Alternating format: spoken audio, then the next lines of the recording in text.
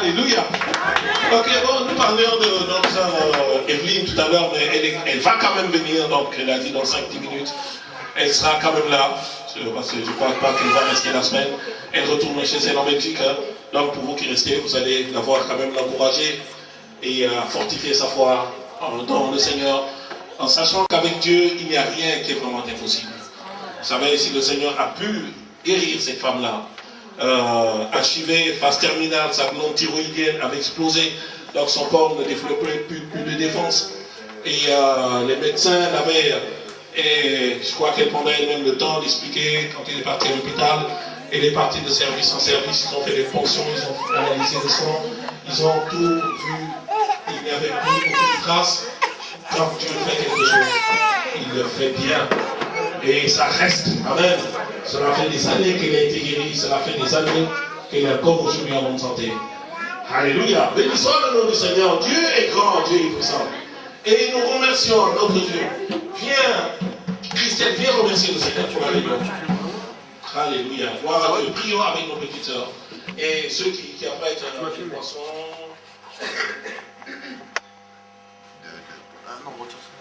C'est déjà fait? Seigneur Jésus, nous voulons encore te bénir et te remercier pour ce que tu as fait pour nous aujourd'hui. Merci Seigneur pour la louange, la parole qui est entrée dans notre cœur, Seigneur, et qu'elle puisse porter fruit dans notre vie, Seigneur Jésus.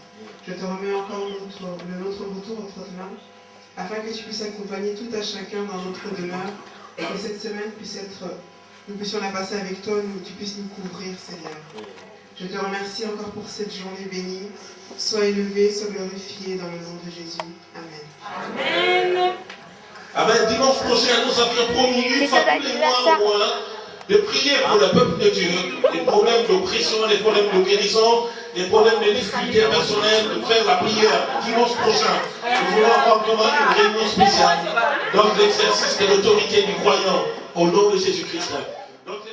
Puissante s'est déployée. Seigneur, nous allons croire qu'il y a un Jésus qui vit encore aujourd'hui, le même hier, aujourd'hui, éternellement. Et nous bénissons cette famille, Seigneur. Nous l'entourons d'amour et de foi. Et nous brisons au nom de Jésus-Christ toutes les chaînes de Satan dans cette famille. Nous proclamons des miracles dans leur vie. Nous proclamons des prodiges dans leur vie. Et nous proclamons, Seigneur, que tu les gardes fidèles à toi dans ta maison jusqu'au bout. Et quel que soit le prix à payer, il y a la récompense au bout, Seigneur. Nous te disons merci, Jésus. Alléluia, gloire à toi pour les miracles, Seigneur. Une pluie de miracles dans cette famille. Une pluie de prodiges dans cette famille. Le témoignage que tu es vivant. Gloire à toi, Seigneur. Amen. Amen. Alléluia. Que Dieu vous bénisse. Ok, nous allons écouter la parole de Dieu, donc qui sera annoncée par notre sœur Mélanie. Alléluia. Acclamons le Seigneur. Le cœur, Seigneur. Merci. Merci pour nos cœurs aussi que tu as préparés pour recevoir ta parole, Seigneur. Merci, Seigneur, de ce qu'elle va produire, Seigneur, des fruits pour lesquels, Seigneur, tu fais sortir ta parole ce matin. Et je te bénis, Seigneur. Maintenant, remplis ma bouche, Seigneur, parce que c'est ta parole qui le déclare. Ouvre ta bouche et je la remplirai, Seigneur. Remplis ma bouche, afin que ce qui sortira, Seigneur, ne vienne pas de moi, mais que cela provienne de toi, Seigneur. Afin d'apporter la vie, Seigneur, à ton peuple. Merci pour cette grâce. Merci, Seigneur, et que ton sang nous couvre. Gloire et louange à toi. Au nom de Jésus-Christ de Nazareth. Amen. Amen. Amen. Amen. Mes bien-aimés, nous allons partager ce que le Seigneur m'a mis à cœur. Nous allons ouvrir nos Bibles dans le livre d'Esther. Cette femme que j'aime, que le Seigneur a utilisée. Amen. Le livre d'Esther, Esther 2.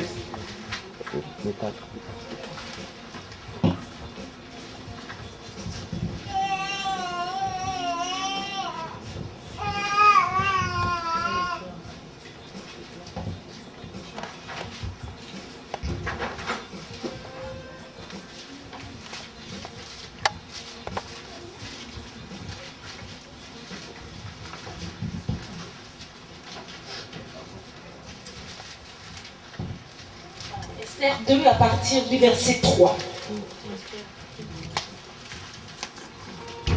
Esther 2, verset 3 à 18.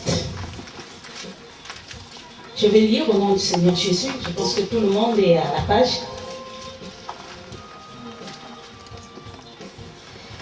Nous savons tous l'histoire, ce qui s'est passé avant. À partir du verset 3. Esther 2 à partir du verset 3. Que le roi établisse dans toutes les provinces de son royaume des commissaires chargés de rassembler toutes les jeunes filles vierges et belles de figure à Suse, la capitale, dans la maison des femmes, sous la surveillance des guets, eunuques du roi et gardiens des femmes, qui leur donnera les choses nécessaires pour leur toilette, et que la jeune fille qui plaira au roi devienne reine à la place de Vasti. Cet avis eut l'approbation du roi et il fit ainsi. Il y avait dans Suse, la capitale, un juif nommé Mardoché, fils de Jaïr, fils de Shimei, fils de Kis, homme de Benjamin, qui avait été emmené de Jérusalem parmi les captifs déportés avec Jéconia, roi de Juda, par Nebuchadnezzar, roi de Babylone. Il élevait Hadassa, qui est Esther, fille de son oncle, car elle n'avait ni père ni mère. La jeune fille était belle de taille et belle de figure. À la mort de son père et de sa mère, Mardoché l'avait adoptée pour fille. Lorsqu'on eut publié l'ordre du roi et son édit, et qu'un grand nombre de jeunes filles furent rassemblées à Suse, la capitale, sous la surveillance des guets, Esther fut aussi prise et conduite dans la maison du roi, sous la surveillance des guets, gardiens des femmes. La jeune fille lui plut et trouva grâce devant lui. Amen. Amen. La jeune fille lui plut et trouva grâce devant lui. Il s'empressa de lui fournir les choses nécessaires pour sa toilette et pour sa subsistance. Lui donna 7 jeunes filles choisies dans la maison du roi et la plaça avec les jeunes filles dans le meilleur appartement de la maison des femmes. Dans le meilleur appartement où était placée Esther. Amen. Amen. Esther ne fit connaître ni son peuple ni sa naissance, car Mardoché lui avait défendu d'en parler. Et chaque jour, Mardoché allait et venait devant la cour de la maison des femmes pour savoir comment se portait Esther et comment on la traitait. Chaque jeune fille allait à son tour vers le roi Assuérus, après avoir employé 12 mois à s'acquitter de ce qui était prescrit aux femmes. Pendant ce temps, elles prenaient soin de leur toilette 6 mois avec de l'huile, de myrrhe et 6 mois avec des aromates et des parfums en usage parmi les femmes. C'est ainsi que chaque jeune fille allait vers le roi, et quand elle passait de la maison des femmes dans la maison du roi, on lui laissait prendre avec elle tout ce qu'elle voulait. Elle y allait le soir, et le lendemain matin, elle passait dans la seconde maison des femmes, sous la surveillance de Chasgaz, eunuque du roi et gardien des concubines. Elle ne retournait plus vers le roi, à moins que le roi n'en ait le désir et qu'elle ne soit appelée par son nom. Lorsque son tour d'aller vers le roi fut arrivé, Esther, fille d'Abishag, oncle de Mardoché, qu'il avait adopté pour fille, ne demanda que ce qui fut désigné par Hégai, eunuque du roi et gardien des femmes. Esther trouvait grâce aux yeux de tous ceux qui la voyaient. Esther fut conduite auprès du roi Assuérus dans sa maison royale le 10e mois, qui est le mois de Tébet, la 7e année de son règne. Amen, la 7e année de son règne. Le roi aima Esther plus que toutes les autres femmes, et elle obtint grâce et faveur devant lui plus que toutes les autres jeunes filles. Il mit la couronne royale sur sa tête et la fut reine à la place de Vasti. Le roi donna un grand festin à tous ses princes et à ses serviteurs, un festin à l'honneur d'Esther. Il accorda du repos aux provinces et fit des présents avec une libéralité royale. Amen. Amen. Nous voyons ce que le Seigneur a fait pour Esther. Amen. Amen. Dieu a élevé Esther. Nous savons ce qui s'est passé. Qu'est-ce que le Seigneur a fait? Vasti a désobéi et Vasti a été disgracié. Et à la place, ce que le Seigneur a fait, parce que le Seigneur avait un plan pour son peuple. Le Seigneur avait un plan pour son peuple. Et ce plan devait passer par qui? Par Esther. Et il fallait que le Seigneur élève Esther au rang de reine. Vous savez, Esther n'était pas dans sa nation. C'était des déportés. Et le Seigneur a sorti Esther d'Israël. Vous savez, c'est sa parole qui le déclare. Il appelle un homme d'une terre lointaine pour accomplir ses desseins. Dieu a fait que la reine Vasti soit destituée, afin qu'on élève Esther. Déjà, dès qu'on les a pris, sans même qu'elle n'aille déjà voir le roi, déjà avec les hommes qui s'occupaient d'eux, Dieu déjà avait fait trouver grâce à ces hommes-là. Esther avait trouvé grâce et avait plu déjà aux eunuques. Et Dieu préparait déjà le terrain pour sa fille. Et quand Esther est allée devant le roi, toutes les autres qui étaient derrière Esther n'ont plus vu la face du roi. Parce que le Seigneur déjà avait préparé pour Esther. Et le roi a pris Esther. Mais nous savons que c'est pour un but que Dieu a élevé Esther. Amen. Amen. Nous savons que c'est que le Seigneur dit. Nous gardons toujours le livre d'Esther. Si nous allons dans le livre d'Éphésiens, au chapitre 2, Éphésiens 2, verset 10. Si quelqu'un a trouvé, c'est que le livre. Éphésiens 2, verset 10.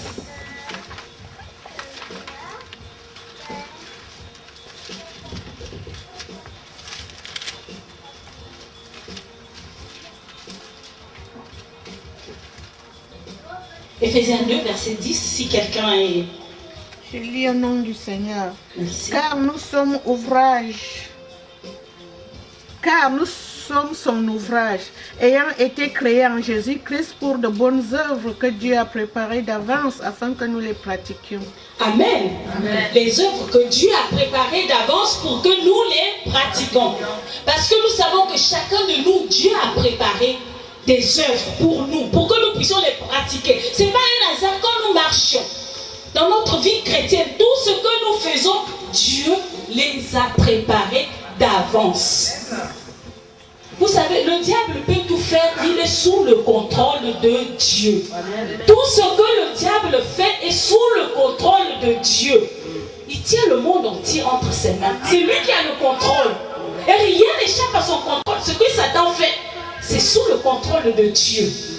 Il peut te tenir, mais c'est Dieu qui permet. À un moment, et il le laissera quand Dieu le lui dira.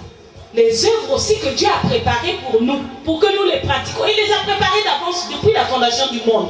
Donc ce que Esther est en train de vivre, le Seigneur les avait préparées. Nous aussi, c'est pour les œuvres que lui-même il a préparées, que Esther puisse les pratiquer. Vous savez, Dieu n'élève pas quelqu'un pour rien. Dieu ne peut pas élever quelqu'un pour rien. Il y a toujours un but. Pour l'élévation de quelqu'un, il y a toujours un but. Dieu t'a amené dans cette nation, c'est pour un but. C'est pour un but. Dieu t'a amené dans cette église, il t'a attiré à lui, c'est pour un but. C'est pour faire éclater sa gloire. C'est pas pour rien. C'est pas pour rien. Dieu ne fait rien pour rien. Ah non. Dieu ne va pas t'amener dans cette nation pour que tu puisses t'asseoir et puis c'est fini. Non, non. Il ne peut pas t'attirer à lui, que tu viennes à lui pour que tu puisses t'asseoir. Non. C'est pour te lever. Œuvrer pour sa gloire. Amen. Il prépare toujours tout. Il t'élève, c'est pour sa gloire. C'est pour un but, c'est pour une situation bien donnée. Esther aussi, c'était pareil. Dieu l'avait préparé. Mais qu'est-ce qui s'est passé? Vous savez, c'est Dieu qui élève, c'est Dieu qui abaisse. Qu'est-ce qui s'est passé? Esther a été élevée. Et Esther est restée. Il s'est dit, je suis arrivée. Pour moi, c'est fini, je suis reine. Dans cette nation, terminé pour moi. Mais Esther avait oublié le plan de Dieu dans sa vie. Comme nous aussi, nous oublions de fois le plan de Dieu dans nos vies.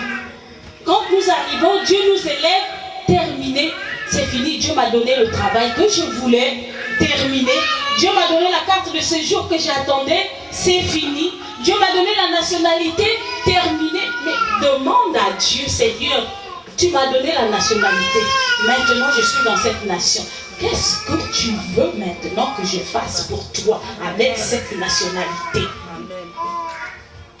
Les portes te sont ouvertes maintenant. Tu es française. Les portes te sont ouvertes maintenant. Tu as la carte de séjour. Les portes te sont ouvertes maintenant. Seigneur, qu'est-ce que tu veux que je fasse? Tu m'as donné ça. Qu'est-ce que tu veux que je fasse? Tu ne restes pas comme ça. Vous savez, il y a nombreux. Je parle. Nous qui revenons de loin, quand on arrive ici, on se dit c'est fini. On connaît les seigneurs, c'est fini. Mais non. Mais non. Non. C'est qu'il y a un but. Demande au Seigneur ce pourquoi il t'a mené ici. Ce pourquoi il t'a donné un travail. Peut-être que dans ton lieu de travail, il y a des gens que Dieu va sauver au travers de toi, que Dieu va toucher au travers de toi. Mais toi, qu'est-ce que tu fais? Tu restes là. Tu ne dis rien. C'est ce qui s'est passé avec Esther. Esther est restée là. Esther n'a pas compris. Vous savez, Esther est restée dans la chair. Esther est restée dans la chair, elle est venue dire reine terminée, tout le monde était autour d'elle, la serveuse, elle s'est dit c'est fini, c'est le sommet terminé, c'est fini, c'est ça. Mais elle a oublié. Spirituellement, elle ne voyait pas, elle était aveugle. C'est ce qui se passe aussi chez nous. Vous savez, j'aime bien Daniel. Daniel, bien-aimé, le bien-aimé de Dieu. Vous savez, quand Daniel est venu en Babylone, Dieu l'a élevé. Mais ce que Daniel a fait, Daniel ne s'est pas souillé avec les mains du roi. Daniel ne s'est pas souillé parce que Daniel s'est dit, si je me souille, je ne verrai pas, je ne pourrai plus voir ce que le Seigneur veut accomplir dans ma vie. Parce que Daniel savait le but de Dieu pour sa vie. Et Daniel ne s'est pas souillé avec les aliments du roi. Parce que Daniel avait un but, l'intercession d'Israël. Pour le peuple d'Israël. Et nous savons ce que Dieu a fait par la suite avec Daniel. Daniel ne s'est pas souillé avec les aliments. Il s'est dit non, je ne me souille pas. Je dois rester éveillé. Je ne dois pas dormir, je dois rester éveillé. Et Daniel est resté éveillé. Nous savons ce que le Seigneur a fait. Daniel était le sage de Babylone. Et on venait consulter Daniel. Les sages de Babylone n'étaient rien devant Daniel. Et nous savons ce que le Seigneur a fait dans la vie de Daniel. L'élévation de Daniel a eu pour la gloire de Dieu.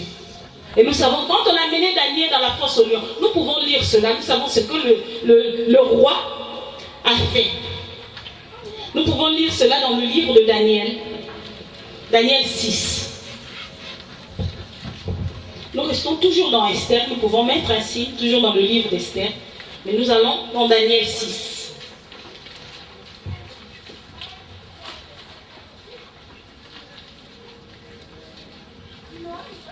Daniel 6 à partir du verset 25.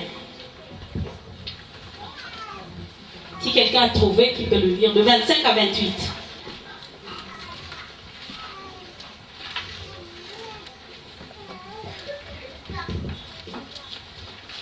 Je lis au nom du Seigneur.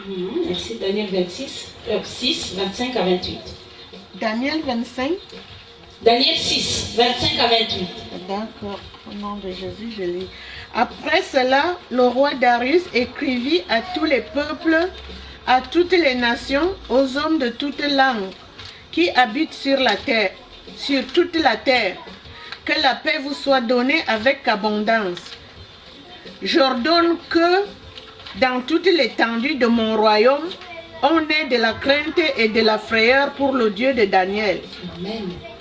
Car il est le Dieu vivant et il subsiste éternellement. Son royaume ne sera jamais détruit et sa domination durera jusqu'à la fin. C'est lui qui délivre et qui sauve, qui opère des signes et des prodiges dans les cieux et sur la terre. C'est lui qui a délivré Daniel de la puissance des lions. Amen. Daniel prospéra sous le règne de Darius et sous le règne de Cyrus. Amen. Nous voyons ce qui s'est passé. Parce que Daniel, on l'a mis dans la fosse aux lions. Mais les lions n'ont pas dévoré Daniel. Parce qu'ils ne voyaient pas Daniel, ils voyaient le lion de la tribu de Juda qui était là, leur chef. Et ils se sont inclinés. Parce qu'ils ont vu que c'était le lion de la tribu de Juda qui était là. Ce n'était pas Daniel qu'ils voyaient, mais ils voyaient le lion de la tribu de Juda qui était là. Et ils se sont prosternés. Et ils n'ont pas dévoré Daniel. Et ce qui s'est passé, le roi a reconnu le Dieu de Daniel. C'est lui le grand Dieu. Et il l'a fait annoncer dans toutes les provinces de son royaume. Parce que Daniel était un homme éveillé. Et Dieu n'a pas eu à faire un grand travail dans Daniel, parce que Daniel, dès le départ, dès l'élévation de Daniel, Daniel ne s'est pas souillé. Daniel est resté éveillé. Daniel est resté spirituellement éveillé. Parce qu'il savait que le plan de Dieu devait s'accomplir dans sa vie. Le plan de Dieu devait s'accomplir dans sa vie. Nous savons, des fois quand Dieu nous élève, nous oublions. Et il faut un travail de fond pour que nos yeux s'ouvrent, pour voir ce que réellement le Seigneur veut par rapport à notre élévation.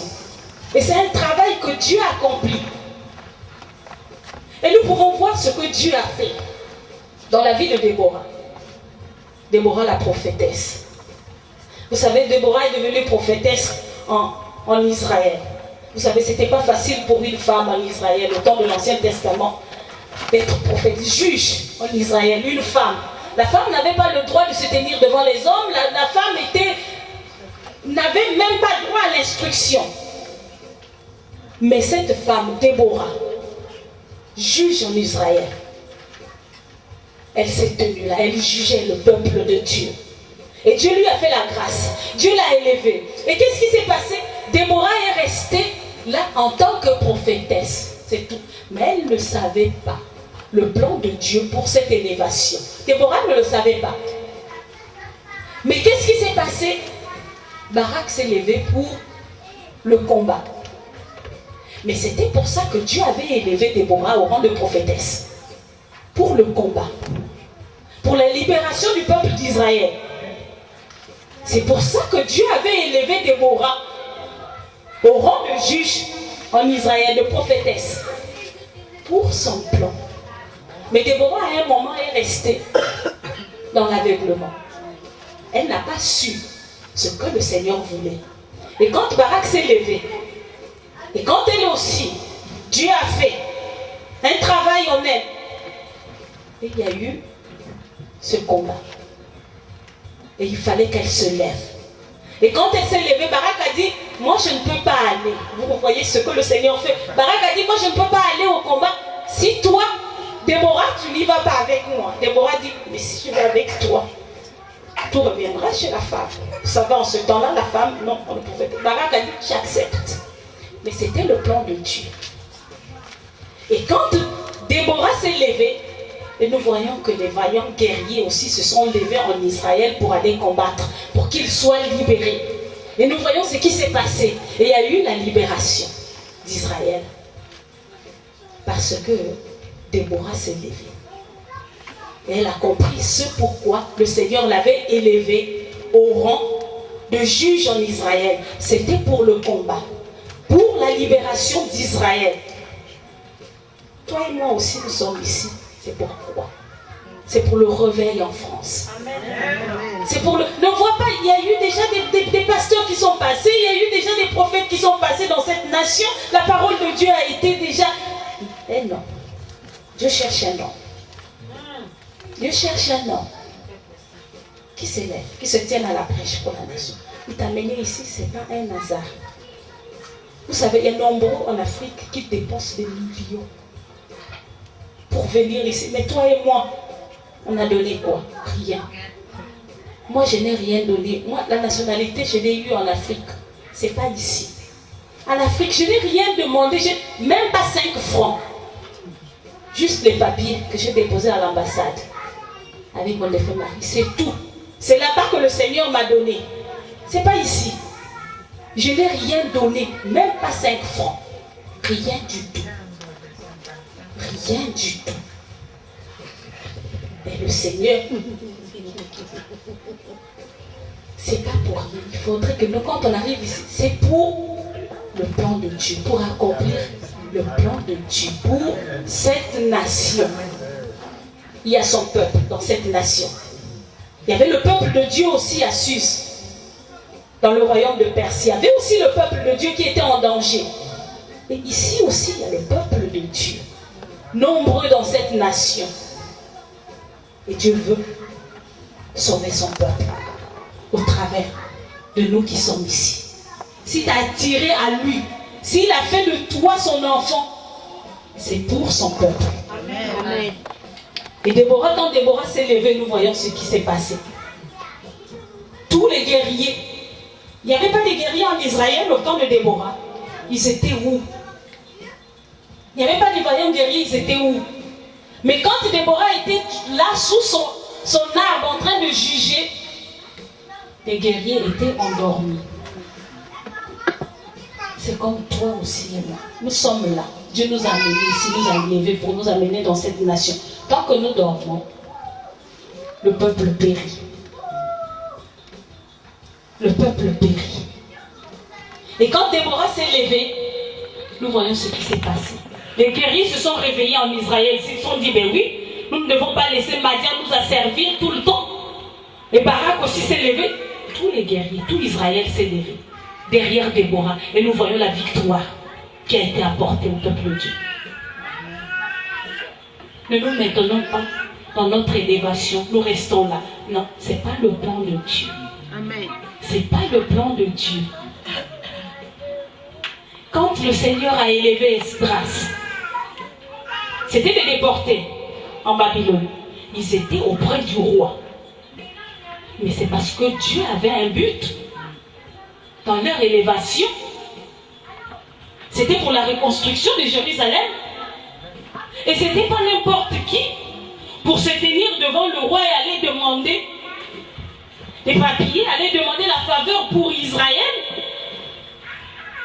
Une nation rebelle qui s'était rébellée contre les grands rois, parce qu'on reconnaît Jérusalem. Le royaume d'Israël, c'était un royaume qui défiait des grands royaumes. Et cela est écrit dans la Bible. Et qui pouvait aller demander au roi des papiers, des lettres pour Jérusalem? Mais Dieu a élevé Esdras. Dieu a élevé Néhémie auprès des rois. C'est pour la reconstruction de Jérusalem. Vous savez, il n'est pas donné à tout le monde. On peut être chrétien. Je ne peux pas aller en tant que chrétien. Moi, je suis là, je ne peux pas aller me présenter chez le roi Chirac. Bon, je viens te prêcher la parole de Dieu. Qui va me laisser entrer? Qui va me laisser entrer? Personne. Personne. Ben oui. Personne ne va me laisser entrer. Vous savez, il est donné à des hommes. C'est vrai, on est chrétien. Mais il y a des hommes que Dieu a donné cette grâce. Que Dieu élève pour ça, pour uniquement aller toucher le président Chirac. C'est pas tout le monde. Mais il y a des hommes qui ont reçu, des femmes qui ont reçu cette onction. Que Dieu élève pour aller toucher le président Chirac. C'est ce que Dieu a fait avec les Esdras, l'ennemi. Il les a mis à côté du roi. Parce que c'était pour son plan. Pour la reconstruction d'Israël. Et quand ils se sont levés, ils ont demandé des lettres auprès du roi. Le roi les a tout donné. De l'or, de l'argent, tout. Pour la reconstruction de Jérusalem. Toi et moi, on va se lever. Aujourd'hui, on va aller voir Chirac pour dire, aujourd'hui, je te prêche Jésus-Christ qui va te laisser entrer. Personne ne te laissera entrer. Personne. On ne te connaît pas. Personne ne te laissera entrer. Je ne sais même pas s'il y a déjà combien de prédicateurs qui sont déjà allés voir. Même Chirac, c'est même les simples ministres. Voilà. Même le préfet. Mais c'est des choses qui sont données à des personnes que Dieu a choisies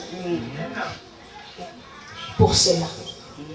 Mon frère, ma soeur, toi aussi, Dieu t'a choisi pour cela. Ne te vois pas parce que tu es... Non. Il dit, je ne suis... Devant Dieu, tu es grand. Devant Dieu, tu as de la valeur. Devant Dieu, tu as de l'importance. Qui savait qu'Esther pouvait être roi? Elle pouvait être reine. Qui savait? Personne. C'était une déportée. Elle n'était pas considérée. C'était des Juifs qu'on a déportés. On a fait venir de Jérusalem. Qui pouvait dire qu'elle allait... C'était donné aux enfants du pays. Mais Dieu a fait grâce qu'Esther soit élevée. Et c'est pour accomplir son plan. Amen. C'était pour accomplir son plan. Parce que Dieu ne fait rien pour rien. Mais c'était pour l'accomplissement de son plan. Et c'est ce que nous avons vu. Nous pouvons voir aussi ce qu'a fait Moïse. Moïse, c'est quelqu'un que Dieu a appelé pour son peuple, que Dieu a élevé. Mais pour que le plan de Dieu s'accomplisse, parce que Moïse aussi ne pouvait pas se lever comme ça parmi le peuple hébreu, le peuple esclave, aller se trouver devant Pharaon. Ah non. Mais Dieu a permis que Moïse soit élevé dans la maison de Pharaon comme prince, reconnu par le peuple égyptien. Et quand le temps de Dieu est arrivé, nous voyons ce que le Seigneur a fait. Moïse s'est présenté devant Pharaon, parce que Pharaon le connaissait. Pharaon le connaissait. Tout le monde, les ministres de Pharaon le connaissaient. Les Égyptiens aussi le connaissaient. Et il avait libre accès. Nous voyons tout le temps il était là devant le roi, devant Pharaon. Mais c'était pour le plan de Dieu. Et Dieu l'a préparé pour cela. Il l'a amené, on l'a élevé en tant que prince. Et il fallait que Dieu fasse un travail. Parce qu'en tant que prince, Moïse n'avait pas compris le plan de Dieu. Lui, c'était charnel. Dieu l'a dit, non, c'est pas comme ça que tu dois délivrer mon peuple. Dieu l'a retiré. Il fallait faire un travail. Et quand Dieu a fait ce travail dans la vie de Moïse, il l'a fait revenir devant Pharaon. Et nous voyons ce que Dieu a fait au travers de Moïse en Égypte. Mon frère, ma soeur, toi aussi dans ta vie, Dieu t'a appelé à l'élévation. Si à un moment, tu es là, tu ne sais plus, tu es comme dans le brouillard, arrête-toi, fais un travail de fond. Ce que Moïse a fait, ce que Esther aussi a fait, pour que tu sois réveillé spirituellement, pour comprendre les plans de Dieu dans ta vie. Amen. Et nous savons ce qui s'est passé par la suite. L'ennemi des enfants de Dieu était là, Aman. Qu'est-ce qui se passe? Et voilà que Aman va voir le roi pour le peuple juif, pour exterminer le peuple juif. Voilà comment le Seigneur fait pour réveiller Esther, pour lui dire, ma fille, c'est pas ça. Je t'ai amené à l'élévation. C'est pas pour que tu restes là assise, mais c'est pour accomplir mes desseins. C'est pour accomplir mes desseins. Et voilà que Dieu crée une situation pour que Esther se réveille. Et oui, il faut exterminer les Juifs. Esther se disait, je suis reine. Elle n'était même pas au courant de ce qui se passait. Vous savez, il y a des choses, des fois, de Dieu. Quand tu es dans le sommeil, terminé, tout ce qui se passe autour de toi spirituellement, tu ne peux plus les recevoir. Tu ne peux plus être sensible à cela. Même le Seigneur te touche, tu ne peux plus. Il faudrait que le Seigneur crée une situation qui va te réveiller. Cette situation va tellement te bousculer que tu vas te réveiller, tu dis maintenant il faut un jeûne. Ah non, il faut la retraite parce que ça ne va plus. Je ne comprends plus rien. Dieu m'a amené ici, Dieu m'a élevé, Dieu m'a donné ce travail, Dieu m'a donné cette femme, Dieu m'a donné les enfants. Mais rien, plus rien ne marche. C'est Dieu qui le permet. Amen. Pour te réveiller, pour que tu reviennes spirituellement. Parce que charnellement, tu ne peux pas. Tu ne peux pas, il ne peut même pas. Il te touche, tu ne sens plus rien. Aveuglé, tu ne ressens plus rien. Tu n'es plus sensible à l'Esprit de Dieu. Il faut que Dieu provoque une situation pour te réveiller, pour que tu sois réveillé spirituellement. C'est ce qui s'est passé avec Esther.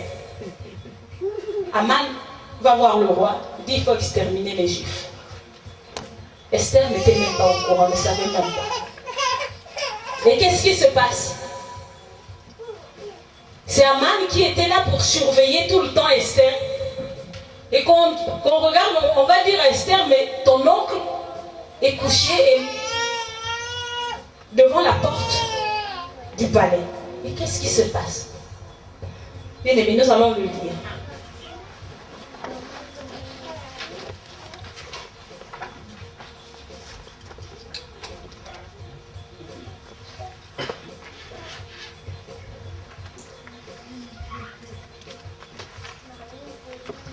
Nous allons le lire dans Esther 4.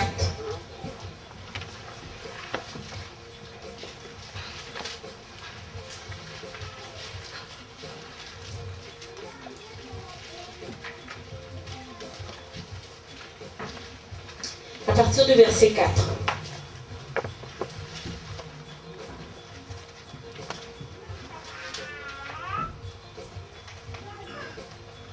Si quelqu'un a trouvé, qui peut le lire. À partir du verset 4.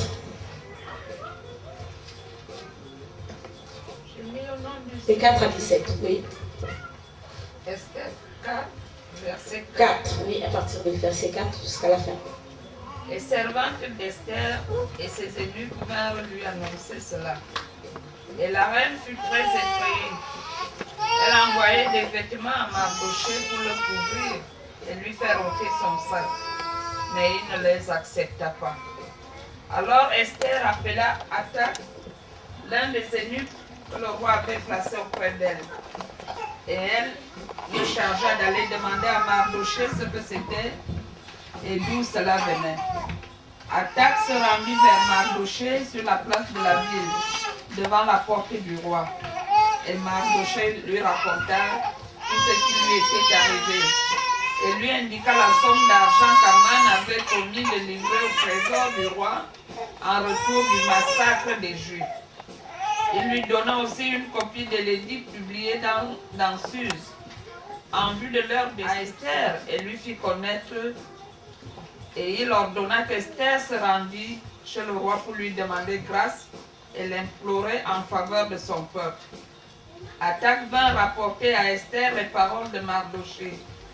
Esther chargea Hathach d'aller dire à Mardochée: tous les serviteurs du roi et le peuple des provinces du roi savent qu'il existe une loi portant peine de mort contre quiconque, homme ou femme, entre chez le roi dans la cour intérieure sans avoir été appelé. Celui-là seul a la vie sauve, à qui le roi tend le sceptre d'or. Et moi, je n'ai point été appelé auprès du roi depuis 30 jours. Lorsque les paroles d'Esther furent été rapportées à Mardochée, Mardochée fit répondre à Esther: ne t'imagine pas que tu échapperas seul d'entre tous les Juifs, parce que tu es dans la maison du roi. Car si tu te fais maintenant, le secours et la délivrance surgiront d'autre part pour les Juifs. Et toi et la maison de ton père, vous périrez. Et qui sait si ce n'est pas pour un temps comme celui-ci que tu es parvenu à la royauté. Amen. Amen. Esther renvoya dire à Mardochée: va, rassemble tous les Juifs qui se trouvent à Suse et jeûnez pour moi, sans manger ni boire pendant 3 jours, ni la nuit, ni le jour. Puis j'entrerai chez le roi. malgré la loi, et si je dois périr, je périrai. Mardochée s'en alla et fit tout ce qu'Esther lui avait ordonné. Amen. Amen. Nous voyons ce que Esther a fait. Quand elle a su ce que Aman avait fait pour le peuple juif, elle n'avait pas encore compris. Elle a dit à Mardochée, je ne peux pas. Parce qu'il y a eu une loi qui interdit à quelqu'un de se présenter. Elle se sent ouvert et dit, je veux faire le jeûne. S'il faut périr, je périrai. Amen. Amen. Mais le Seigneur dit, ceux qui perdront leur vie pour moi la retrouveront. Amen. Amen. Mais il ne va pas perdre ça. Vous savez, Dieu peut t'élever. Mais si tu ne comprends pas ce à pourquoi Dieu t'a élevé, nous pouvons le voir, Saoul a été élevé roi. Saoul a mis combien de temps en tant que roi? Saoul n'avait pas compris. Et qu'est-ce qui s'est passé? Dieu a choisi un autre. Dieu a choisi un autre à la place de Saoul, qu'il a mis pour accomplir ses desseins, ses plans. Mon frère, ma soeur, Dieu t'a élevé. Mais si tu n'arrives pas à comprendre, Dieu prendra une autre personne. Dieu prendra une autre personne pour accomplir ses plans à ta place. S'il te fait revenir à comprendre. Esther avait compris. Esther s'est dit, je vais gêner. Pour devenir, pour être au niveau spirituel, pour le combat. Parce qu'elle ne pouvait pas aller combattre. C'est vrai que Aman avait publié, mais c'était un combat spirituel. Et il fallait être à la hauteur pour donner aux anges. C'est par rapport à nos prières, à tout ce que... Mais si toi tu restes là, tu ne fais rien, Dieu choisira un autre, comme il a fait pour Saoul. Saoul disqualifié, pourtant élevé au rang de roi d'Israël. Mais Dieu l'a disqualifié. Il a donné à un autre, meilleur que lui, selon le cœur de Dieu. Mais Esther, les gloires sont rendues à Dieu, Esther a compris. Esther est rentrée dans le jeûne. Cela rayonne autour. Et Esther est rentrée dans ce jeûne. Notre Seigneur, pour cette bonne parole qui nous a été annoncée, nous voulons quelques minutes écouter cette servante de Dieu qui vient. Bon, elle repart demain. Voilà pourquoi nous n'avons pas l'occasion de faire une réunion complète avec elle. Elle repart demain à Madrid, en Espagne, et mercredi, elle rentre au Cameroun. Nous voulons l'écouter et nous allons l'accueillir comme une servante de Dieu. Et nous saluons le Seigneur.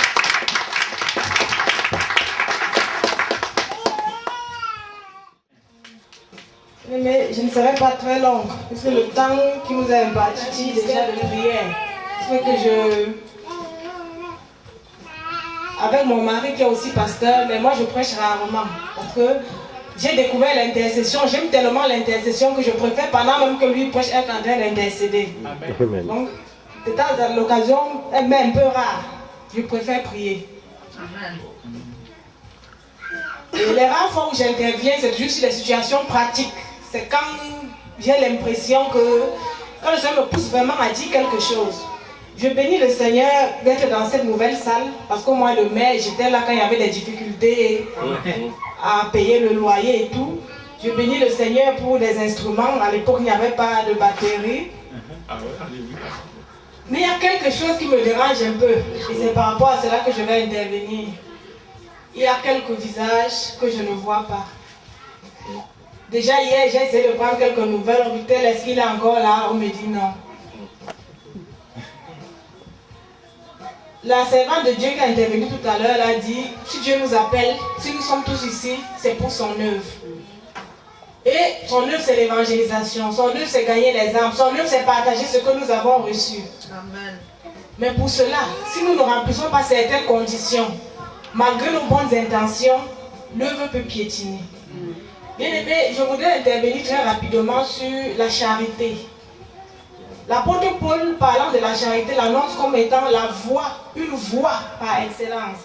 La Bible dit dans 1 Corinthiens 13. 1 Corinthiens 13.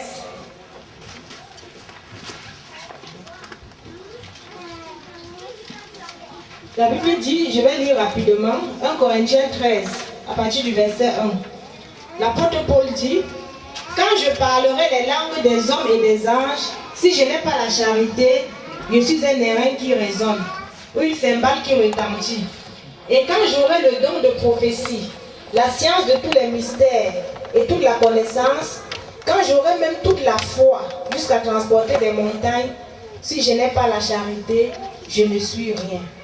Et quand je distribuerai tous mes biens pour la nourriture des pauvres, quand je livrerai même mon corps pour être brûlé, si je n'ai pas la charité, cela ne me sert de rien. Bien-aimé, la charité dont je parle ici, il ne s'agit pas de prendre ce qu'on a et partager. Ça fait partie de la charité, mais ce n'est pas de ça qu'il s'agit. Il ne s'agit pas de partager ce que nous avons, il ne s'agit pas de prier en langue, il ne s'agit pas d'avoir trop de foi, il ne s'agit pas de vouloir tellement que l'œuvre de Dieu avance. À partir du verset 4, l'apôtre Paul dit exactement de quoi il parle. Il dit, la charité est patiente, elle est pleine de bonté. La charité n'est point envieuse, la charité ne se vante point, elle ne s'enfle point d'orgueil, elle ne fait rien de malhonnête, elle ne cherche point son intérêt, elle ne s'irrite point, elle ne soupçonne point le mal, elle ne se réjouit point de l'injustice, mais elle se réjouit de la vérité. Elle excuse tout, elle croit tout, elle espère tout, elle supporte tout. La charité ne périt jamais. Les prophéties prendront fin, les langues cesseront, la connaissance disparaîtra. Bien-aimé, la charité dont je vous parle ne périt jamais. Tout va passer, mais c'est cette charité qui va rester. C'est l'amour ainsi défini qui va rester. Je me suis dit, si quelqu'un était là il y a 6 mois, il n'est plus là aujourd'hui, certainement il y a des choses qu'il n'a pas su excuser. Donc il n'avait pas la charité. Il y a des choses qu'il n'a pas su supporter. Il n'avait pas la charité. Parce que quand nous comprenons cela, personne parmi nous n'est parfait. Le Seigneur nous appelle tel que nous sommes. Il nous essaie de nous transformer. Nous devons nous supporter les uns les autres. Amen. Si nous mettons à regarder au détail, l'œuvre va en pâtir. L'œuvre va piétiner. Personne n'est parfait. Nous devons seulement regarder à l'objectif commun. L'œuvre de Dieu doit avancer. Si nous sommes 50 aujourd'hui, demain, dans 6 mois, nous devons être 100. Nous devons être 200. L'œuvre de Dieu doit avancer. Mais pour cela, il nous faut beaucoup d'amour. La Bible dit que nous sommes un corps. Qu'est-ce qui nous lie? Qu'est-ce qui fait que nous soyons un corps? Le lien là, c'est l'amour. C'est l'amour qui est ce ciment. Si un frère s'en va, c'est peut-être parce que nous aussi qui sommes restés, nous n'avons pas eu assez d'amour. Peut-être qu'il n'y a pas eu assez de ciment pour le maintenir. Donc, nous tous, nous devons nous remettre en question. Nous devons manifester beaucoup d'amour. Prier pour avoir beaucoup d'amour. Parce que cet amour-là, il ne vient pas de nous. Cet amour-là, par nos propres forces, nous ne pouvons pas le manifester. C'est Dieu lui-même. C'est le Saint-Esprit seul qui peut reprendre ce genre d'amour-là dans notre cœur. L'amour qui supporte tout. L'amour qui ne soupçonne pas. Mais nous devons savoir que notre ennemi, c'est le diable. Et le diable travaille comment? Il travaille beaucoup par les pensées. Oh, tel frère a posé tel acte, c'est parce que ceci. Telle soeur a fait ceci, c'est parce que cela. Dès qu'on sait, dès qu'on se met à réfléchir comme ça, c'est le diable qui a déjà gagné. L'amour disparaît parce qu'on est déjà en train de soutenir, donc on n'est plus dans l'amour. Bien aimé, je voulais vous exhorter. C'est quelque chose que moi je fais tout le temps. Ce passage, je l'aime beaucoup. 1 Corinthiens 13. Généralement, quand je suis dans des situations difficiles, parce que parfois ceux qui arrivent nouvellement, déjà ils ne connaissent pas le Seigneur, ils ne sont pas toujours faciles, parfois ils sont même agressifs, mais nous devons les supporter. Amen. Et moi, chaque fois, quand à un moment je suis fatiguée, je lis ce passage. Je me dis, dans telle ou telle situation, est-ce que j'ai tout supporté? Est-ce que j'ai été patiente? Qu'est-ce que j'ai fait? Le tout n'est pas seulement de supporter, mais la Bible dit aussi dans le livre de Romains que nous devons éviter d'être une occasion de chute pour nos frères. Dans tous les actes que nous posons, peut-être nous sommes forts, peut-être pour nous ce n'est pas un problème, mais notre frère qui est faible, parce qu'il est jeune dans la foi, nous devons le ménager. Dans tous les actes que nous posons, quelles sont les conséquences? Qui va gagner? Est-ce que c'est le royaume de Dieu qui va avancer? Est-ce que c'est le diable qui va gagner à travers des mauvaises interprétations, des incompréhensions et tout? Bien aimés, nous sommes responsables vis-à-vis des autres. Nous sommes un corps. Si dans notre marche, un reste, ça doit nous interpeller. Seigneur, qu'avons-nous fait? Est-ce que nous n'avons pas eu assez d'amour pour le maintenir? Est-ce que dans ce cas, remplis-nous d'amour? Et bien qu'il ne soit plus avec nous, vraiment Seigneur, ramène-le. Ramène-le dans ta maison. Tu dis qu'aucune de tes brebis ne se perdra. Et c'est ce même amour qui va nous pousser à prier pour lui, même pendant qu'il n'est pas là. Et nous avons fait l'expérience chez nous, parfois 2, 3 mois, 4 mois après, la personne revient. Ne nous disons pas non, bon, tel est parti, oh, peut-être il dérangeait, peut-être il ne comprenait rien. Non. Nous sommes un corps. C'est l'amour qui nous lie. Si nous ne le faisons pas, alors nous avons failli. Et n'oublions pas, c'est ce qui va rester.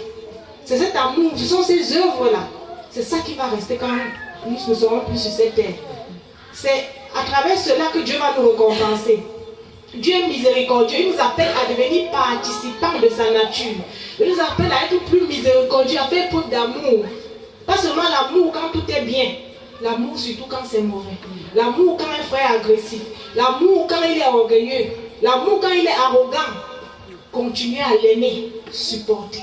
Et nous prions le Seigneur de mettre en nous cet amour-là. Tous les matins, lorsque nous levons plus, Seigneur, voici une journée de plus, donne-moi d'aimer davantage mes frères. Donne-moi de pouvoir les supporter. Parce que personne n'est facile. De même que Dieu nous supporte, nous devons nous supporter les uns les autres.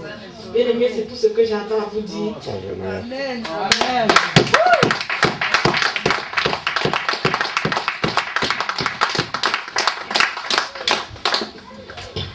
Alléluia. Amen. Merci Seigneur pour cette intervention. Nous allons nous lever et remercier le Seigneur. Nous allons prier quelques instants. Alléluia. Alléluia. Gloire à Dieu. La prière apporte le réveil. La prière rend le cœur sensible. Amen. Amen. Oui, même quand le cœur est déchu, ça est déchu de la grâce, ou quand le cœur est devenu dur, la prière est ce qui forge le cœur. La prière est ce qui renforce l'amour de Dieu dans le cœur d'une personne. Alléluia, gloire à Dieu. Apprenons à prier. À prier. Prier, c'est touche l'invisible, touche le Christ. Touche son amour. Ramène le royaume de Dieu dans ton cœur. Oh, alléluia, gloire à Dieu. Ok, Chris et Marc, venez s'il vous plaît, venez prendre le micro, nous allons prier tous ensemble. Venez, ces garçons m'accompagnent là où je vais. Des enfants de prière, alléluia, merci Seigneur. Levons nos mains, oui, disons merci Seigneur. Merci Seigneur. Merci Seigneur. Merci Seigneur. Merci Seigneur. Je t'aime Seigneur. Je t'aime Seigneur. Je crois ta parole. Je crois ta parole. Tu as dit Seigneur que je suis ton enfant. Je suis ton serviteur ou ta servante. Ce que je dis Seigneur s'accomplit Seigneur. Tu as dit dans ta parole, si je prie pour quelque chose, si je prie pour quelque chose, si je crois que la chose s'accomplit, je la ferai s'accomplir. Parce que tu as dit dans ta parole. Monsieur Chamé, merci Seigneur. Merci Seigneur. Pour ton amour. Merci Seigneur. Merci Seigneur. Tu es vivant. Vivant. Aujourd'hui. Plus que jamais. Tu es vivant. Et tu es puissant. Merci Seigneur. Merci Seigneur. Pour ton amour. Pour ta joie. Pour ta guérison. Pour ta délivrance. Pour la victoire. Je te remercie. Au nom de Jésus. Alléluia. Étendez les mains vers ce groupe. Alléluia. Gloire à Dieu. Ok. Qui veut s'asseoir? Ok. Asseyez-vous. Alléluia, alléluia, alléluia. Gloire à Dieu. Oh, Pierre, béni soit le nom du Seigneur. Ok, alléluia, gloire à Dieu. Ok, venez les garçons, venez, nous allons prier pour ce couple. Te disons merci Seigneur. Alléluia. Nous croyons que Christ est capable d'accomplir un grand miracle dans la vie de ce couple. Amen, amen. Amen. La guérison et la restauration appartiennent au Seigneur. Et le diable est un menteur. Alléluia, we broke up the power of the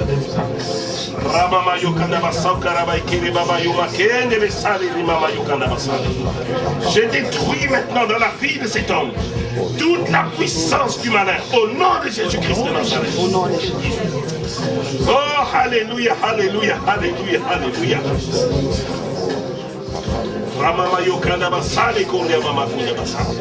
Nous détruisons, Seigneur, toute puissance de maladie. Dans ce corps, nous ordonnons, Seigneur, à la maladie. Nous ordonnons à la maladie de mourir à la racine. Toute infection, toute défaillance, toute détresse doit quitter ce corps. Au nom de Jésus de Nazareth. Satan, je détruis ta puissance. Nous détruisons ton pouvoir, Satan, sur la vie de cet homme. Nous détruisons, Seigneur, tout ce que le malin a semé dans la vie de cet homme. Qu'il soit libre maintenant. Qu'il soit libre et guéri. Qu'il soit libre et guéri. Qu'il soit libre et guéri. Au nom de Jésus-Christ. Alléluia. Oui, alléluia.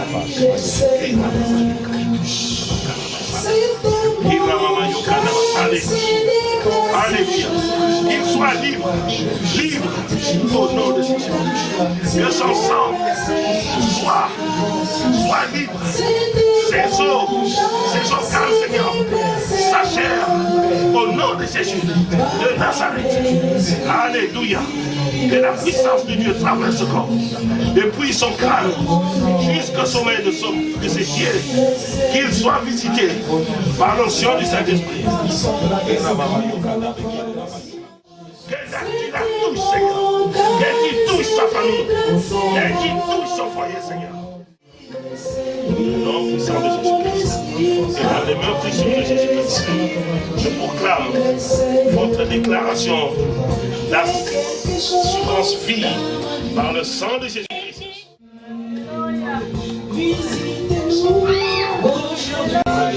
Croyez message, je peux le voir dans vos yeux. Vous êtes différents. Et gardez l'atmosphère de foi, l'atmosphère de guérison. Amen. Que le Seigneur vous bénisse richement. Alléluia. Oui, qui est dans la peine, vous êtes malade, maintenant même. Toi aussi. Alléluia. Oui, le phénomène, remercions le Seigneur pour le frère Paul. Oui, que le Seigneur lui donne la force nécessaire. Alléluia. L'Esprit de Dieu peut traverser ce corps. Ok, alléluia. Ok, posez-vous le micro, venez, mettez-vous maintenant. Quelque chose dans sa vie, quelque chose dans sa vie, quelque chose dans sa vie. Visitez-nous. Oui, alléluia. Gloire à Dieu, nous avons nos... Merci donc pour ces sœurs qui viennent pour la première fois. On se retrouve ici donc tous les dimanches de 10h à 12h30 et le pasteur a commencé à parler donc du centre de formation. C'est vrai que notre foi a besoin d'être construite. Nous avons besoin d'être armés. Ce n'est pas un vain mot, parce que dans la pratique, c'est bien qu'on nous prions, nous louons, mais quand nous sommes avec les frères du monde, pour ainsi dire, nous n'avons pas suffisamment d'armes pour affirmer notre foi. Je parle pour moi, mais je pense que c'est une expérience qui peut être commune à tout le monde. Mais donc nous avons besoin d'être construits et le centre de formation sera là pour ça. Et j'invite en fait tous les frères et sœurs à prendre ce prospectus. Pourquoi? Parce que les objectifs en fait, du centre de formation sont indiqués là-dedans. Et je trouve qu'il est très bien fait. Ce n'est pas de la publicité belle, je l'ai lu tout à l'heure. Je pense que les objectifs, il y a 7 objectifs qui ont été énumérés. Je pense que chacun se retrouvera au moins dans un seul objectif. Donc je vous invite à prendre donc, le prospectus en passant. Ce serait intéressant que chacun puisse le lire, même si on ne sait pas lire, c'est pas grave qu'on le fasse lire ou qu'on le fasse commenter par quelqu'un d'autre. Bon, alors, la librairie reste ouverte, on ne le dira jamais assez. On ne fait pas de bénéfice en fait sur la librairie. Donc les livres sont très étayants, moi j'en parlais l'autre jour. Et les cassettes sont à 2,50 €. Elles sont à un prix démocratique pour que tout le monde puisse en bénéficier. Voilà, soyez tous bénis, à dimanche prochain. Mardi, la réunion de mardi n'aura pas lieu parce que la salle, ça y est, notre hôtel a un contrat avec le club de bridge, donc le club de bridge sera là. Mardi, donc exceptionnellement, mardi, nous n'aurons pas la réunion de prière, mais nous aurons certainement le mardi prochain, nous l'annoncerons dimanche, donc à notre réunion de dimanche prochain. Donc cette semaine, nous n'aurons pas réunion et nous sommes en train de voir avec la salle, donc justement, nous remercions le Seigneur pour cette disponibilité qui met dans le cœur des frères et sœurs.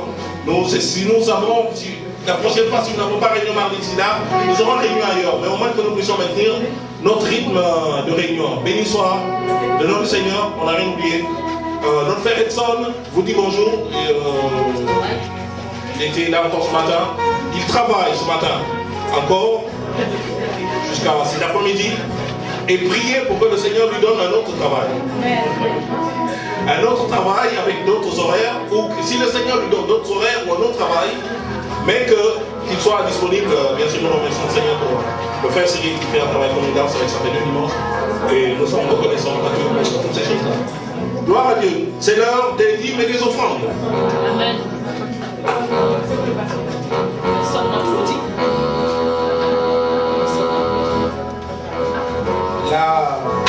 L'église, comment on appelle ça? L'église annexe du fond. C'est l'heure des dîmes et des offrandes.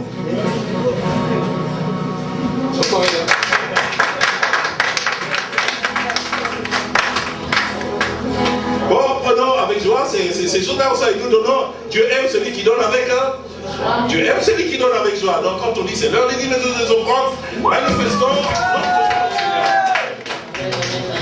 Gloire à Dieu. Ok, nous le levons et nous allons chanter, bien sûr, accompagner de chant, puis nous prononcerons la bénédiction finale. Avant de Reconnaissance pour tous tes bienfaits, me voici Seigneur, pour te consacrer ma vie entière et ce qui est en moi. Reconnaissance pour tous tes bienfaits, me voici Seigneur, pour te consacrer ma vie entière et ce qui est en moi. Ton grand amour s'est manifesté quand j'ai crié à toi. Ton grand amour s'est manifesté quand j'ai crié à toi. Reconnaissance pour tous tes bienfaits, me voici Seigneur, pour te consacrer ma vie entière et ce qui est en moi. Reconnaissance pour tous tes bienfaits, me voici Seigneur, pour te consacrer ma vie entière et ce qui est en moi. Marie-Marthe, Marie-Marthe. Ok, viens remercier le Seigneur. C'est ça.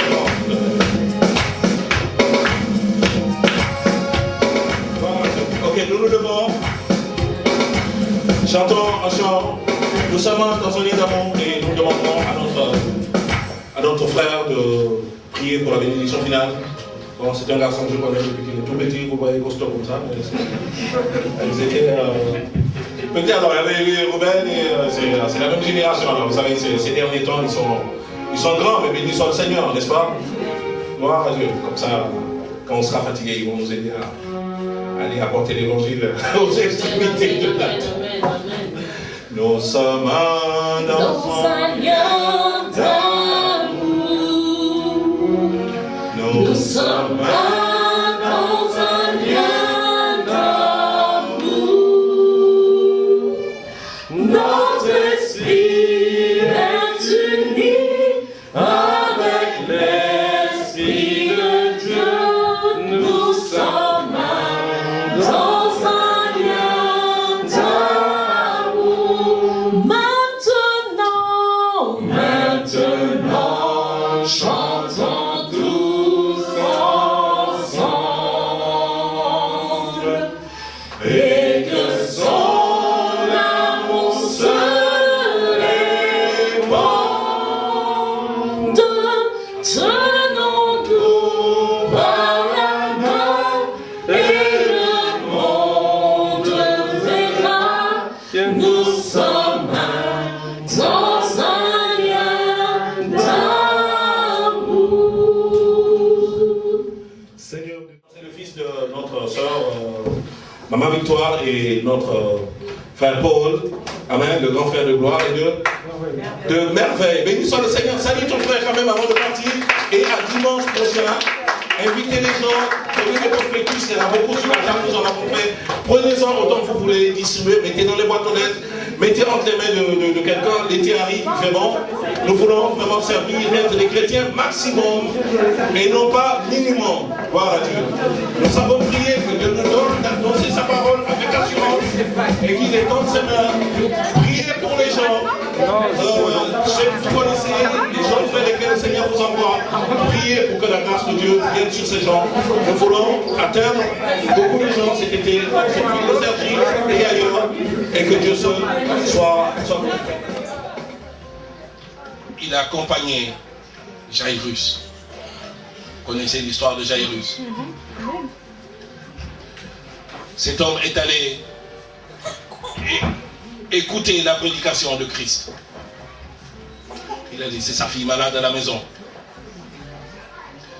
L'Écriture dit que cet enfant était gravement malade. Et cet homme a quand même laissé sa fille. Un père, tout le monde dirait, c'est un homme irresponsable. C'est un père indigne. Ton enfant souffre. Ton enfant est malade. Les gens commencent à pleurer. La maman commence à se rouler par terre. Et toi, tu quittes la maison pour aller faire quoi? Pour aller assister à une réunion d'évangélisation. Mais il est parti quand même. Il est allé voir Jésus. Il lui a dit, Seigneur, viens dans ma maison. Viens guérir ma fille. Jésus lui a dit, oui, je viens avec toi. Ils sont arrivés en cours de route quand ils ont rencontré cette femme qui faisait la perte de sang depuis 12 ans. Cette femme est venue, elle a touché le vêtement de Jésus, elle a été guérie. Amen, amen. Et pendant que Jésus était en train de guérir les gens de la maison de Jairus sont venus. Ils ont suivi cet homme dans la foule où il était. Et ils lui ont dit, c'est même plus la peine de venir. Parce que pendant que tu perds ton temps avec ce prédicateur fou, cet illuminé de Jésus, avec cette bande de fanatiques, ta fille est morte. C'est trop tard.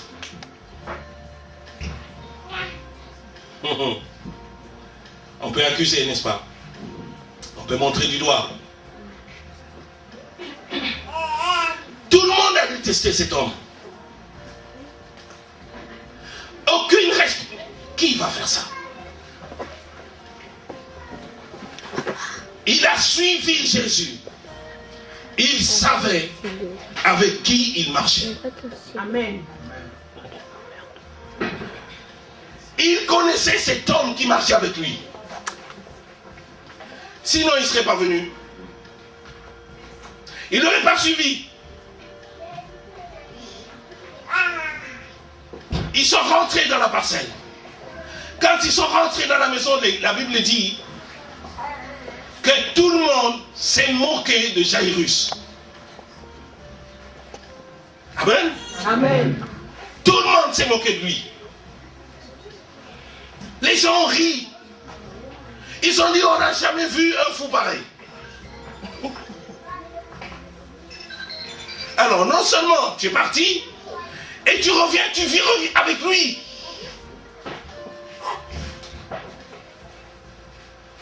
Ils sont arrivés dans la maison. Ils sont tapés les mains. Et Jairus, on savait que tu étais bête, mais à ce point, ta propre famille se moquera de ta foi. Tes amis se moquent de ta foi. Les gens avec lesquels tu marches peuvent se moquer de ta foi. L'essentiel, si tu sais avec qui tu marches, tu auras ton miracle. Amen. Va jusqu'au bout. Quand tu as tendance, tu es tenté de baisser les bras, c'est que c'est là réellement que tu es au bord de ton miracle. Ils sont arrivés. Jésus a dit sortez. Il a gardé qui? Pierre, Jean-Jacques et les parents de l'enfant. Il est rentré, il a touché cette jeune fille. Qu'est-ce qu'il lui a dit? Talita, Koumi, jeune fille, je te le dis, lève-toi. Mais avant de rentrer, ils ont dit elle est morte. Il a dit elle n'est pas morte, elle dort. Amen. Les gens disent il est mort ou elle est morte. Jésus appelle ça dormir. On parle de ressusciter, Jésus parle de réveiller celui qui dort. Amen. Alléluia. Amen. Il a dit elle dort, je viens la réveiller. Il a pris cette jeune fille par la main. Il a fait se lever. Il l'a présenté à tout le monde. Amen.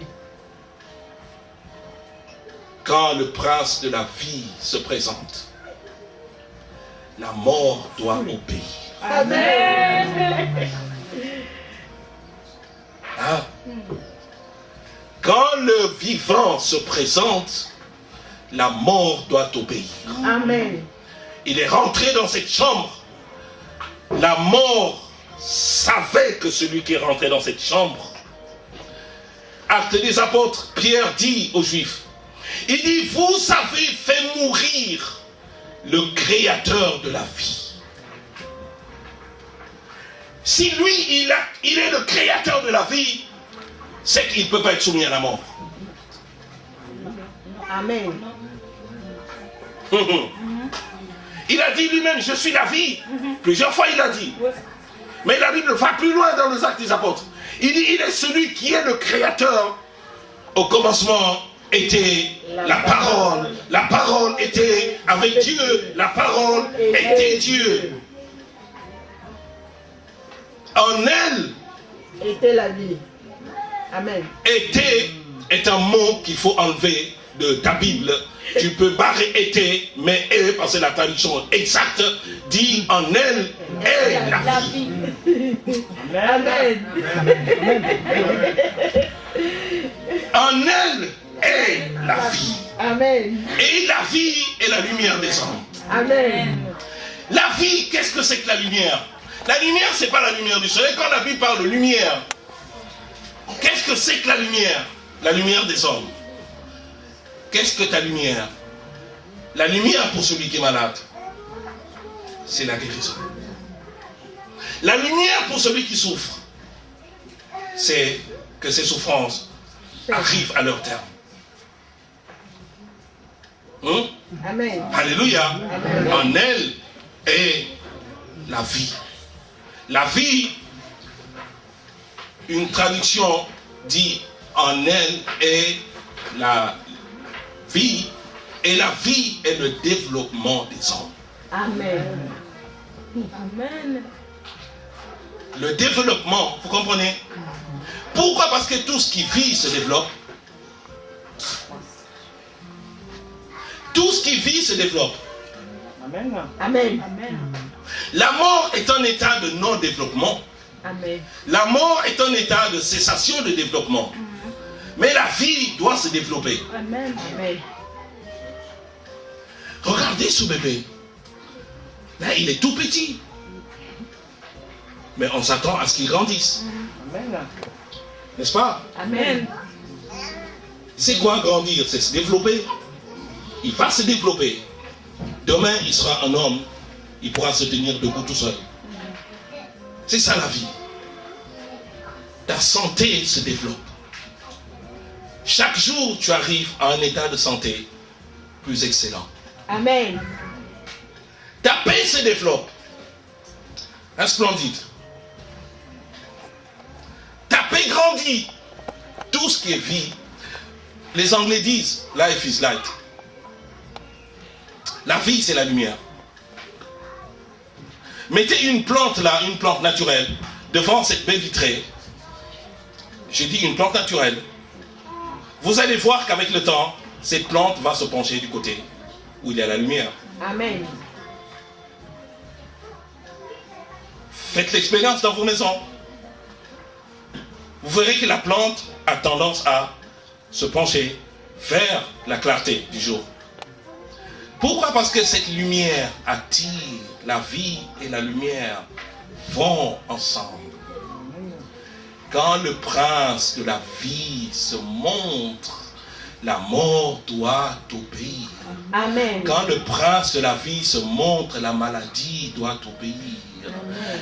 Il est rentré dans cette chambre, la mort qui était sur cette jeune fille savait que cet homme est le créateur de la vie, cet homme est la vie, il est le prince de la vie, et quand Jésus a parlé, la mort a obéi, elle est partie. Il est rentré dans le cimetière, la mort a obéi, Lazare est revenu. Il a rencontré cette femme, 12 ans, perte de sang, elle a touché le fait, elle a été guérie, parce que Christ est le prince de la vie. Amen. Messieurs Jamim, messieurs dames, venez, j'ai parlé avec eux, ils vont vous dire en quelques mots ce que Dieu a fait dans la vie de ce couple. Amen. Alléluia.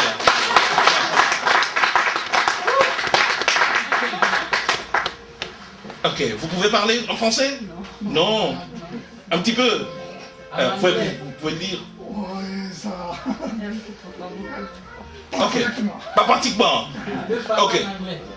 Viens, notre frère Jérémie, qui est notre interprète. Nous avons quelques instants. Bon, nous avons 2 journées spéciales. Mais nous voulons. La foi vient de ce qu'on entend. Amen. N'est-ce pas? Prier sans la foi, ça ne sert à rien. C'est quand la foi est là que la présence de Dieu se manifeste. Ok, you can speak in translate too.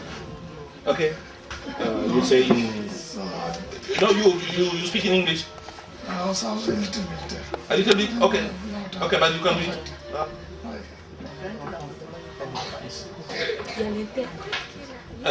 Ok. Ok, vous parlez avec moi, d'accord. Ok, vous pouvez parler avec moi. Ok, nous sommes la première fois, ils sont venus pour la prière.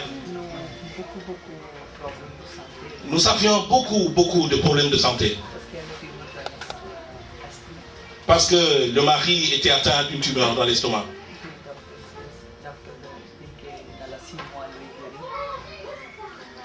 Le docteur a dit qu'il faut espérer sa guérison dans à peu près 6 mois.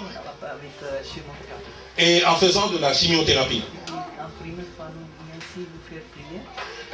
La première fois, ils sont venus, nous avons fait la prière. Et ils sont repartis à l'hôpital la 2e fois pour faire l'examen. Le docteur a dit, il n'y a plus de tumeur, il n'y a plus rien.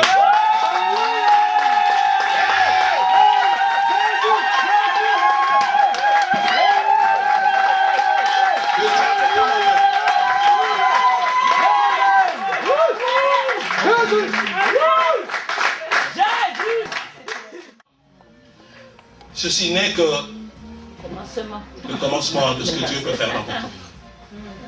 Vous savez, les gens viennent, ils reçoivent des miracles, après ils s'en vont, ils pensent que c'est la fin. Ils passent à côté d'un paquet de choses, sans s'imaginer que, des fois, une bénédiction peut se transformer en malédiction dans la vie d'une personne après. Mais restons attachés au Seigneur, gardez votre bénédiction. Là, ils rentrent chez eux, ils ont la paix. Avant, ils avaient peur de leur propre maison. Maintenant, ils rentrent, ils sont dans la paix. Amen. Amen. Alléluia. Amen. Dieu bénit ces personnes. Ok, nous arrivons au terme de notre réunion. Dimanche prochain, nous allons prier spécialement pour les gens qui souffrent. Alléluia. Amen. Reçois de moi le parfum qui t'est dû, la beauté de ton nom. Mon âme est perdue, je veux n'être qu'à toi. Jésus, je t'aime. Reçois du peu que je trouve à donner, tout l'amour que mes yeux n'ont pas su te montrer. Je veux n'être qu'à toi. Jésus, je t'aime.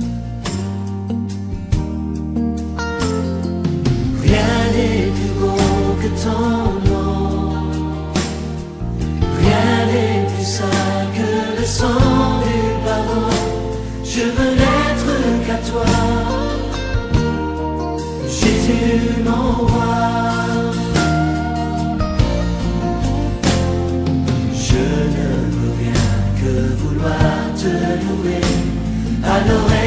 salon et ta fidélité. Je veux n'être qu'à toi. Jésus, je t'aime. Je veux porter et laver à ta croix les pensées de mon cœur dans le cœur de tes voix. Je veux n'être qu'à toi. Jésus, je t'aime. Rien n'est plus beau que ton nom. Rien n'est plus saint que le sang du pardon. Je veux n'être qu'à toi. Jésus, mon roi.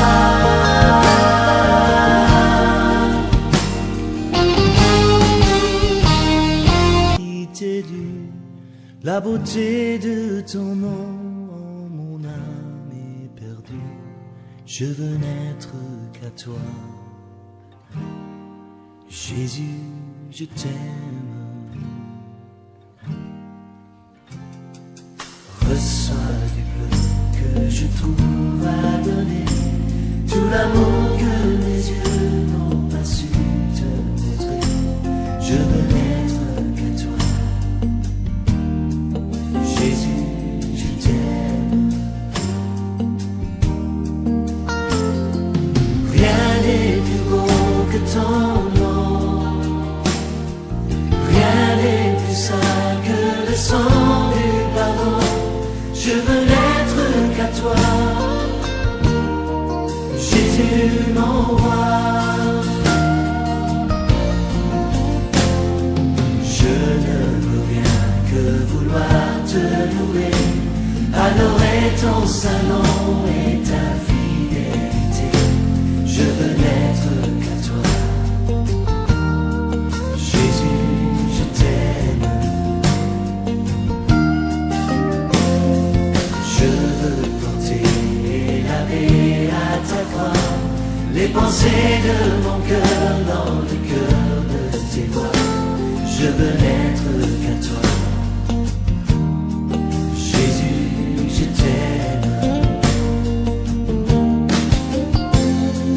Rien n'est plus beau que ton nom. Rien n'est plus saint que le sang du pardon. Je veux n'être qu'à toi. Jésus, mon roi.